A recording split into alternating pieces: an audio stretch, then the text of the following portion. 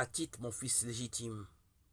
Tite, chapitre 1, verset 4. En ce qui concerne les enfants selon la nature, la légitimité et l'illégitimité sont définies par celle qui les a enfantés, par celui qui les a engendrés.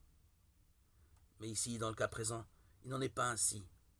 Au contraire, c'est par un choix volontaire. Il arrive qu'un fils légitime ne le demeure pas. Il arrive également que celui qui n'est pas légitime le devienne. La condition de fils n'est pas enfermée dans une nécessité naturelle. Elle dépend de la volonté, d'où vient d'ailleurs qu'elle est sujette à des changements continuels. Onésime, l'utile, était un fils légitime, mais ensuite, il ne l'a plus été car il est devenu inutile. Ensuite, il est devenu de nouveau fils légitime, au point que l'apôtre l'appelle ses entrailles. À Tite, mon fils légitime, selon la foi qui nous est commune. Que veut dire selon la foi qui nous est commune?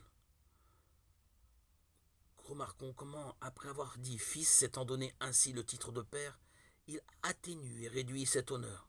Il ajoute selon la foi qui nous est commune, ce qui veut dire selon la foi, je n'ai rien de plus que toi, elle nous est commune. C'est par là même que nous avons été engendrés tous les deux. Mais alors, pourquoi l'appelle-t-on son fils? L'appelle-t-il son fils?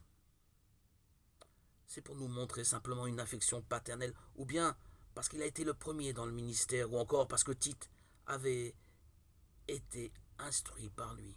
C'est pour cette raison qu'il appelle aussi les fidèles fils et frères. Frères, parce qu'ils ont été engendrés par la même foi, et fils, parce qu'ils ont été par son action.